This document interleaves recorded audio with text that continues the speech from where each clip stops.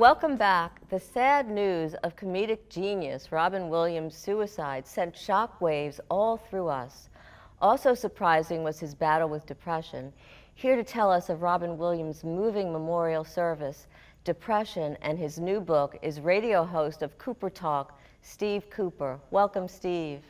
Thank you, Joanne. How are you doing? Oh, I'm doing well. Thank you for being here. So No you problem. actually were at Robin's service. Tell us a little bit about the memorial service. Well, it was a memorial at the Comedy Store. It wasn't like his actual service. This was a memorial for only comics, and there's a line out front, and they had a list, and some really big names showed up. I mean, then they gave tribute. Bob Saget gave a great tribute. His act is so dirty, but he incorporated that and just stories about Robin. And everyone just really said what a great person he was, and just they remembered him, and that he was just really giving. I mean, everyone mentioned all the charity work he did. And a lot of times when something like this happens, people just think about the depression or this or the suicide. They don't really look into all the stuff he did. He entertained the troops. He did so many different donations for charities. And I just heard he was an amazing person. He really was, and he contributed so much to us. What do you remember what one of the comedians said about him that was so special that sticks in your mind?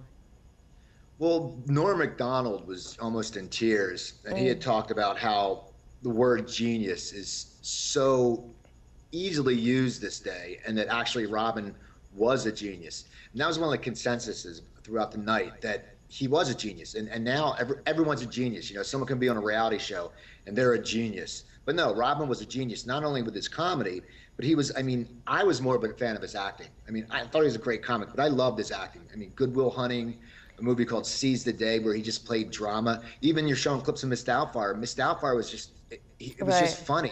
He was just an amazing actor. Now, you also have been in comedy. You've also had your great radio show, and you were on the road doing comedy. Is depression more prevalent in entertainers or in comedians than in the regular population? Well, I think everybody was going to have depression, but with comedians especially, you have more time to deal with it. Because anyone who's creative, their mind is always going. And you think about it, when I was on the road, you do a show, you have a good set, great set, you're up there for 30 minutes, 45 minutes, and then you're not working for 24 hours. So, you know, you're by yourself in a hotel, and your mind's always on. And comics dwell, and so you worry about stupid things, and then that leads to depression. I think it's a lonely, isolated road somewhat.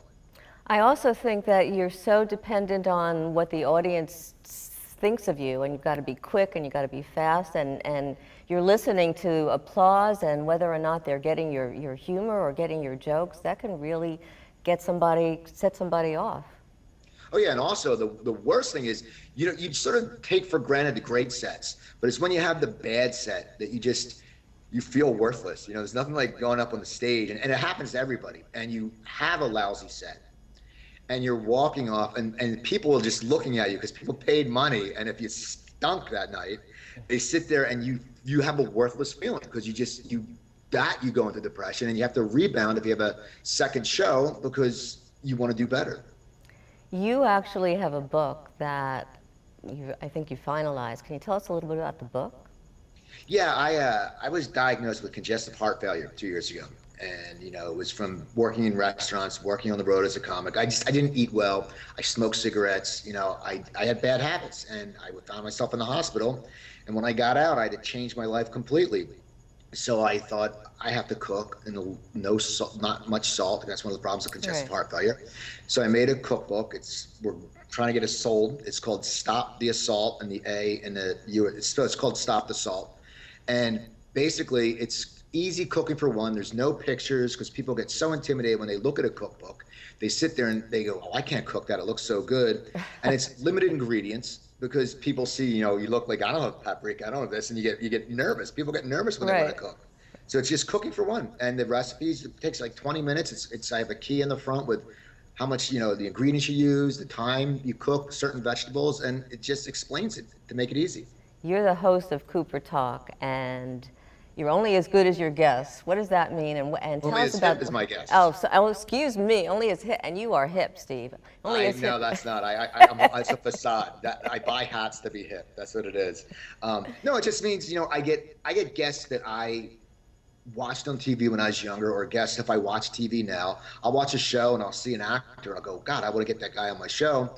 And if I find they have social media, I hit them up, and 50 or 60% of the time they get back to me, and we just come in and we talk about their career. It's the show's about them. I'm just the host. So tell us one of the experiences that you had on the show that really stands out. Well, Yakov Smirnoff was on 2 weeks ago, and actually I'm going to be coaching him to interview. And he told a story about, when we talk about depression, Right. he was living in a $3.5 million house in Pacific Palisades when communism ended. So basically his whole act ended. In fact, he said it was so depressing. Letterman said, top 10 things now that communism is over. And they said number one was Yakov Smirnoff needs to get a job. So it was just interesting because he rebounded, and he actually went to the University of Pennsylvania and he got his master's, and he's a professor in his University of Missouri, and he bought a theater in Branson, and now he just talks about happiness and laughter and how laughter relates to relationships. It was a very interesting story. And he basically came to the US. He got traded. His parents could come because he got traded for wheat. That back then the US sent the wheat to the Soviets, and then he could come over. Very interesting story. Well, thanks so much. And Steve, you are hip, whether or not you believe that. Thanks again for being here. Are your obstacles in life keeping you from your dreams? When we're back, a powerfully true story that will inspire you.